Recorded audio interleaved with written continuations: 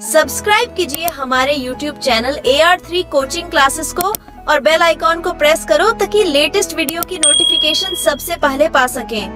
Hello student, तो आज आपका स्वागत है इस वीडियो लेक्चर में। आज कक्षा 10वीं का एक अध्याय है द्विघात समीकरण और इसकी प्रश्नावली है 4.2।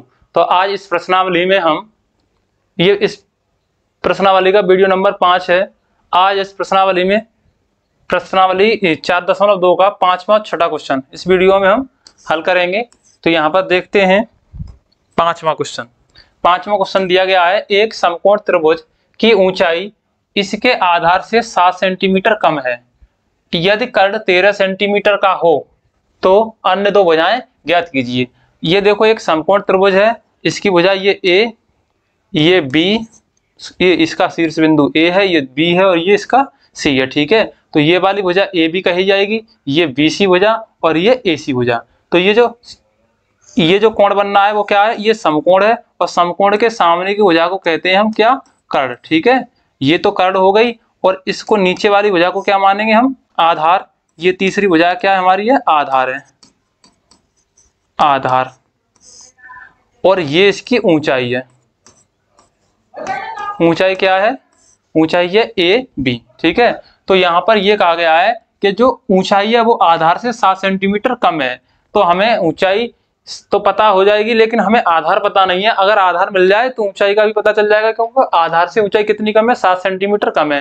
तो 7 सेंटीमीटर कम कर देंगे उसके आधार में से तो ऊंचाई प्राप्त होगी। और कर्ण हमको 13 सेंटीमीटर दी गई है। तो सबसे पहले लिखेंगे माना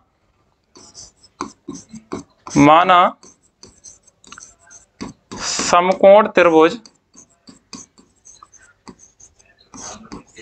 ए बी सी में या ए बी सी का आधार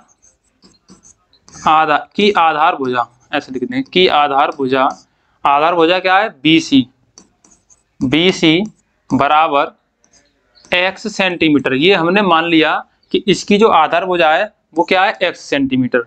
तो जब आधार x सेंटीमीटर है तो इसका ऊंचाई क्या हो जाएगी, इसकी ऊंचाई समकोण त्रिभुज की जो ऊंचाई होगी, ऊंचाई क्या है, ए बी, यानी कि ए बी बराबर यहाँ से मिलेगी हमको आधार से 7 सेंटीमीटर कम है। तो यहाँ पर इसकी आधार भुजा -7 इतने सेंटीमीटर, और इसका आधार कितना माना है हमने, x माना है और 7 सेंटीमीटर कम कर देंगे तो ये इसकी क्या निकल के आ गई, ऊंचाई। ठीक है, तो ये है इसकी ऊंचाई। आगे कर्ण कितनी दी गई है, इसकी कर्ण दी गई है 13 सेंटीमीटर। तो ये इसकी ऊंचाई आ गई x ऋण 7 सेंटीमीटर। ठीक है, और ये 13 सेंटीमीटर और ये है x सेंटीमीटर। अब हमने पढ़ा है पाइथागोरस प्रमेय से। ठीक है, तो इसको किससे करेंगे, पाइथागोरस प्रमेय से।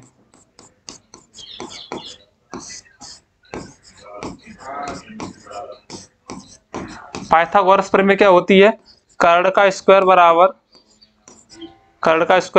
बराबर लंब। इसमें क्या मानेंगे, इसकी ऊंचाई को ले लेंगे तो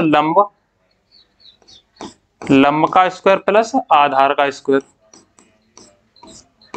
ठीक है, अब देखो कर्ण हमारी कितनी है, 13 सेंटीमीटर है, तो 13 का वर्ग बराबर में अब लंब क्या है, इसकी ऊंचाई, ये क्या है, लंब है। ठीक है, इसको लिखेंगे लंब। तो लंब इसकी कितनी है, x ऋण 7 और इसका वर्ग प्लस आधार हमने कितना माना है, x, तो यहाँ पर लिख देंगे x और इसका वर्ग।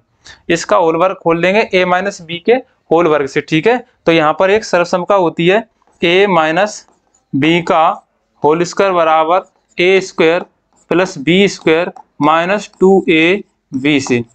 इस सर्वसमता से इसका होल स्क्वायर खोलेंगे। ठीक है, तो यहाँ से 13 का वर्ग देखेंगे,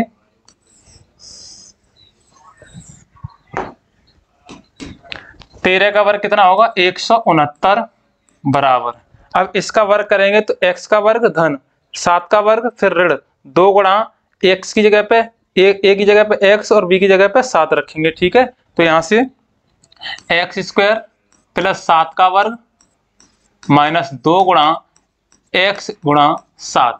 2 गुणा पहली इंटू दूसरी होती है, तो पहली x है, दूसरी क्या है 7 है, और प्लस में क्या है x स्क्वायर और है।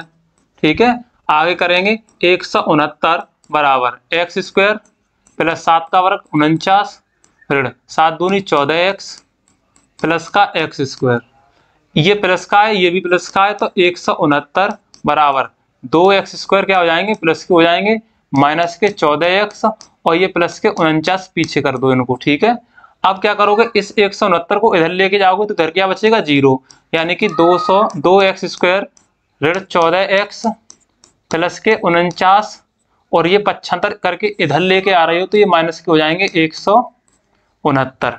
ठीक है, अब देखो इधर 0 लगा हुआ है तो इस 0 को इधर भी लगा सकते हो, इसको इस तरह लिख सकते हो 2x स्क्वायर माइनस के 14x और 169 में से 49 कम करोगे तो 9 में से 9 गए तो 0, ये माइनस के बचेंगे यहाँ पर क्योंकि 169 में से 49 कम कर रही हो माइनस के, ये प्लस के तो 9 में से 9 गया 0 बचेगा, यहाँ 6 में से 4 गया 2 और 1 तो कितना बचा 120, किसका बचा माइनस का, क्योंकि माइनस के हैं 169 तो बड़ी वाली संख्या का चिन्ह लगाते हैं तो ऋण के 120 बचेंगे।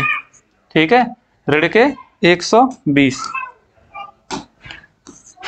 बराबर, अब ये बराबर 0 मैंने इधर कर दिया। ठीक है, अब ये क्या कर दिया 0 इधर कर दिया। अब क्या करोगे यहाँ पर 2 कॉमन ले लोगे, अगर 2 कॉमन ले लोगे तो यहाँ से मिलेगा एक्स स्क्वायर ऋण 7x ऋण 2 6 12 60 बचेंगे यहाँ पर बराबर में 0। अब 2 यहाँ गुणा में है तो ये एक्स स्क्वायर ऋण 7x ऋण 60 बराबर में 0/2 करोगे तो 2 का इसमें भाग दोगे तब भी क्या होगा 0 ही हो जाएगा। ठीक है, तो यहाँ पर क्या रह जाएगा 0। अब देखो यहाँ एक्स स्क्वायर का गुणांक 1 है, इस 1 का गुणा इस 60 के साथ करेंगे तो 1 गुणा क्या होगा 60 ही मिलेगा हमको बराबर में 60 रहेंगे। 60 के ऐसे गुणनखंड करो जिनको इस 60 का किसका चिन्ह लगा हुआ है, यहाँ पर ये अचर पद है इसके पास में ऋण का चिन्ह लगा हुआ है इसके सामने, तो घटा करके कितना लेके आना है x का गुणांक 7 दिया है इसके बराबर। चिन्हों से तुम्हारा कोई लेना देना नहीं है, यहाँ पर 60 के फैक्टर बनाओगे 2 से काटोगे 2 3 6 2 एकम 2 2 पंजे 10 3 से कटेगा तो 5 15 5 एकम 5। ठीक है, तो देखो 3 दूनी 6 और 5 दूनी 10 तो यानी 5 3 15 और 2 दूनी 4 नहीं 5 दूनी 10 3 दूनी 6 6 दूनी 12 देखो 3 दूनी 6 6 दूनी 12 12 गुणा कितना होगा 5 बराबर 60 हो जाता है और 12 ऋण ये ऋण का चिन्ह लगा दिया गुण इस 60 के गुणनखंड में और ये 5 बराबर कितना 12 में से 5 घटाएंगे तो 7 बचेगा। तो x का जो गुणांक था यहाँ x भी लिखी है इसके पास में, तो यहाँ पर जो x लिखी है इसके पास में 7 लिखे हैं तो 7 के जगह पे लिखना है हमको 12 ऋण 5। ठीक है, तो x स्क्वायर ऋण 12 ऋण 5 गुणा x ऋण 60 बराबर में 0 में 2 का भाग देंगे तो यहाँ तो 0 ही मिलेगा हमको, ये 0 हो जाएगा। ठीक है, अब यहाँ करेंगे एक्स स्क्वायर माइनस यहाँ ऋण और यहाँ इसके आगे 12 के आगे धन है तो ऋण और धन का गुणा ऋण हो जाएगा, x का 12 के साथ गुणा करेंगे तो 12x ऋण और ऋण का गुणा धन x का 5 के साथ गुणा करेंगे तो 5x और ये ऋण के 60 बराबर में 0।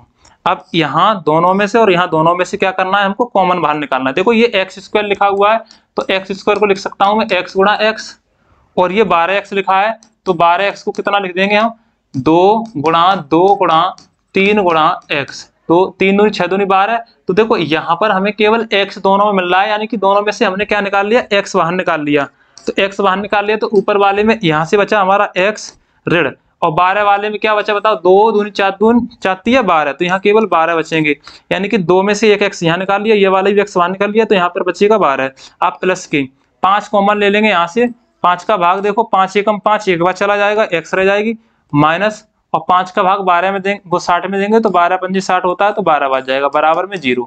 अब यहाँ ये देख लेते हैं हम कि हमारा सवाल सही है या गलत हो रहा है। अगर सही हो रहा होगा तो इस ब्रैकेट में और इस ब्रैकेट में दोनों में जो पद होंगे और चिन्ह होंगे वो बिल्कुल समान होंगे। ठीक है, तो देखो x ऋण 12 और x ऋण 12 दोनों क्या है बिल्कुल सेम है, इनमें कोई भी चेंजिंग नहीं है, तो इसका मतलब ये है कि हमारा सवाल बिल्कुल सही है। अब क्या करोगे ये एक पूरा पद हो गया और ये एक पूरा पद हो गया, इन दोनों में हमें x ऋण 12 कॉमन मिल रहा है तो यहाँ से हमें x ऋण 12 कॉमन बाहर निकाल लेना है। अब बचा यहाँ पर x और ये धन के 5 बराबर में 0।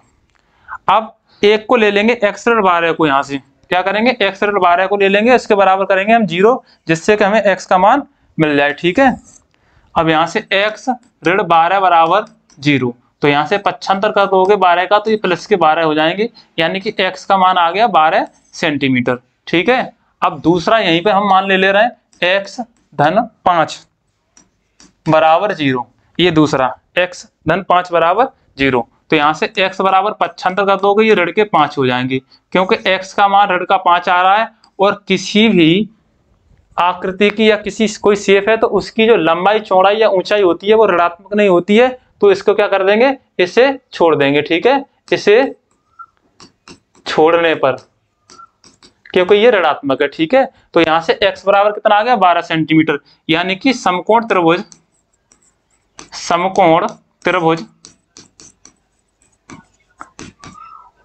ABC की आधार भुजा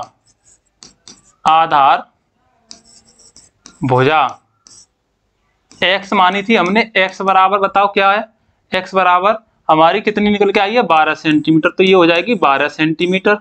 और दूसरी हमने इसकी जो ऊंचाई ली है, ऊंचाई कितनी थी, इसकी भुजा से कितनी थी 7 सेंटीमीटर कम थी, तो यहाँ से ऊंचाई क्या हमारी AB बराबर x ऋण 7, ऊंचाई कितनी है x ऋण 7, यानी कि ये रही x ऋण 7। तो यहाँ से x का मान 12 ऋण 7 और 12 में 7 घटाएंगे तो 5 सेंटीमीटर इसकी क्या आ जाएगी, ऊंचाई आ जाएगी।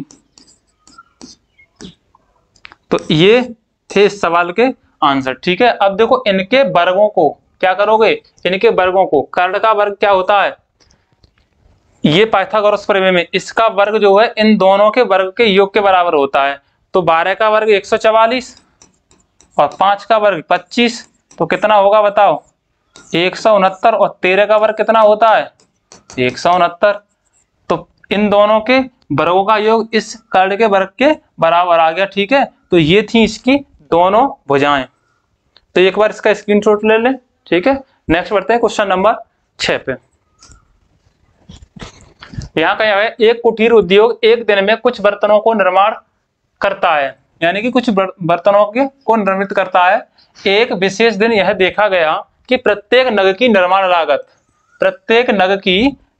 लागत उस दिन के निर्माण किए गए बर्तनों की संख्या के दोगुने से 3 अधिक थी। यदि उस दिन की कुल निर्माण लागत 90 रुपए थी तो बर्तनों की संख्या और प्रत्येक नग की लागत ज्ञात कीजिए। ठीक है, तो यहाँ पर ये एक कुटीर उद्योग था, उसमें एक दिन में कुछ बर्तन बनाए गए, निर्माण का मतलब है कुछ बर्तनों को बनाया गया, तो हमें यह पता नहीं कितने बर्तन बनाए गए। तो यहां पर मान लेंगे माना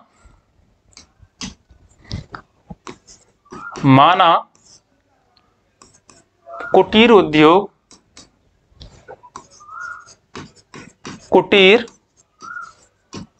उद्योग में एक दिन में निर्मित बर्तनों की संख्या बराबर x, यानी कि एक दिन में उस कुटीर उद्योग ने कितने बर्तन बनाए, x बनाए। ठीक है, आगे क्या बात कही गई है,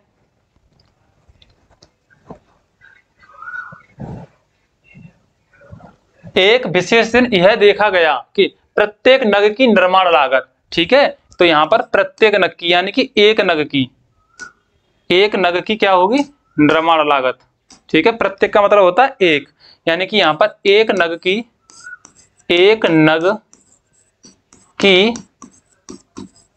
निर्माण लागत प्रत्येक नग की निर्माण लागत रुपयों में उस दिन के निर्माण किए गए बर्तनों की संख्या। तो देखो यहां पर निर्माण किए गए बर्तन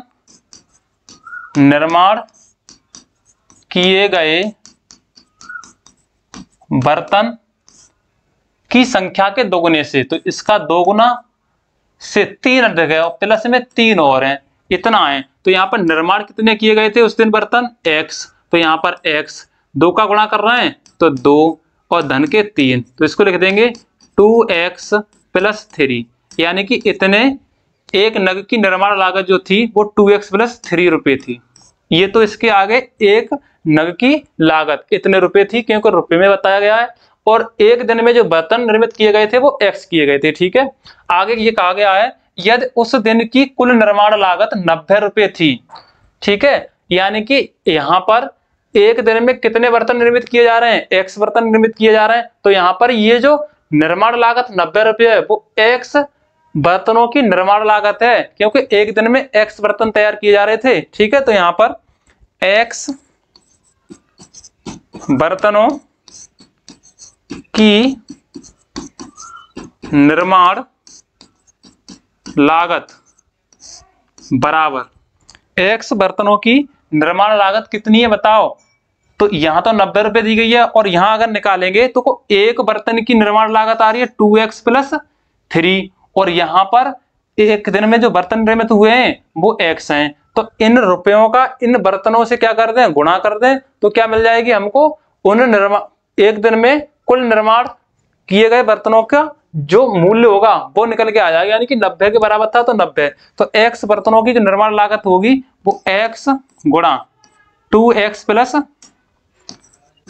+ 3, ये तो थे एक दिन में निर्मित बर्तन, और ये था इसका मूल्य। अगर एक दिन में 5 बर्तन तैयार किए जा रहा है और एक बर्तन का 2 रुपया मूल्य है, तो ये 5 का 2 के साथ गुणा करेंगे तो 10, ये क्या आ गए, इसके रुपये तो निकल के आ गए, यानी कि कुल बर्तनों का जो मूल्य था वो 10 रुपये था। तो इसी प्रकार से यहाँ पर हमको करना था। ठीक है, तो ये आ गई एक्स बर्तनों की निर्माण लागत, जो कि उस दिन की कुल निर्माण लागत के बराबर थी। ठीक है, तो इसके बराबर, तो यहाँ पर प्रश्नानुसार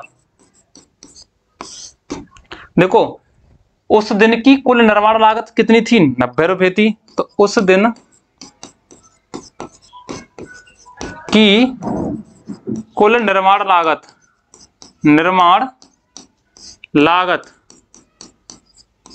बराबर 90 रुपए, कितनी है, 90 रुपए है। ठीक है, अब यहां देखेंगे कि एक्स बर्तनों की जो निर्माण लागत थी, यानी कि उस दिन कितने बर्तन निर्मित किए गए थे, एक्स बर्तन, तो इनकी जो लागत थी वो इतनी थी, तो इसके बराबर ये हो जाएगा, यानी कि x गुणा 2x + 3 = 19। ये अब x का गुणा करेंगे 2x के साथ में तो 2x², धन और धन का गुणा धन, तो यहाँ पर 3x बराबर में 90। 90 का इधर क्या कर लेंगे हम, पक्षांतर कर लेंगे, तो यहाँ से हमें मिलेगा 2x² + 3x माइनस के 90 बराबर में 0। यहां से कुछ कॉमन नहीं मिल रहा है, 2 का गुणा 90 के साथ करेंगे, 2 गुणा 90 बराबर 180।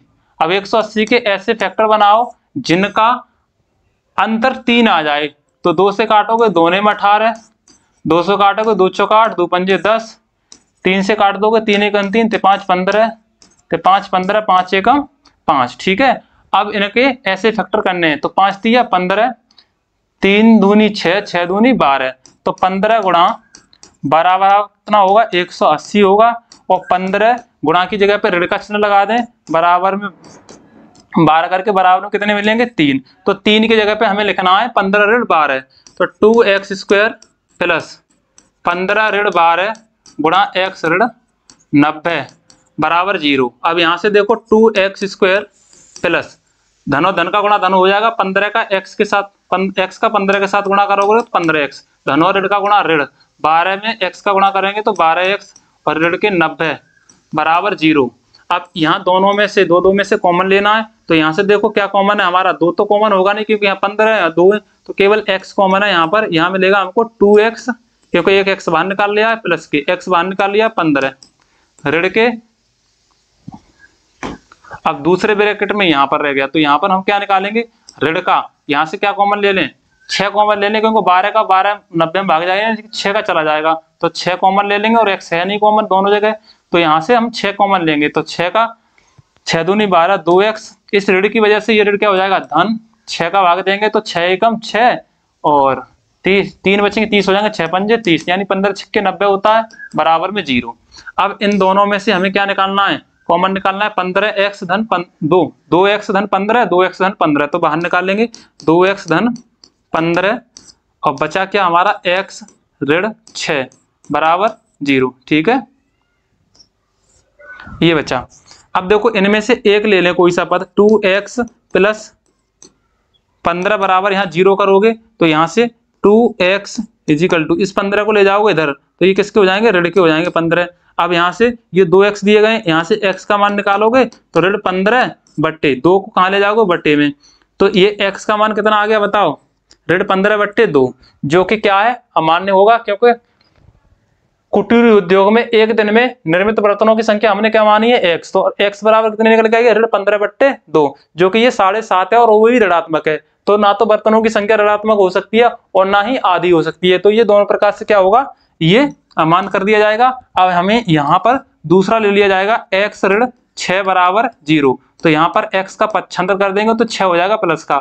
अब यहाँ पर x का जो मान आ गया वो कितना आ गया, 6, यानी एक जो कुटीर उद्योग था वो एक दिन में कितने बर्तन निर्मित कर रहा था, 6 बर्तन निर्मित कर रहा था। ठीक है, तो अब इसको लिख देंगे यहाँ पर,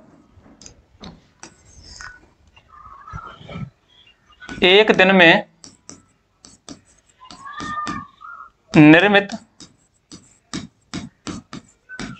बर्तनों की संख्या x बराबर कितनी निकाली हमने, 6, तो यहाँ पर बर्तनों की संख्या कितनी होगी, 6 होगी। ठीक है, और देखो प्रत्येक नग की निर्माण लागत, तो यहाँ पर एक नग की या प्रत्येक नग की निर्माण लागत, ठीक है, प्रत्येक या एक नग की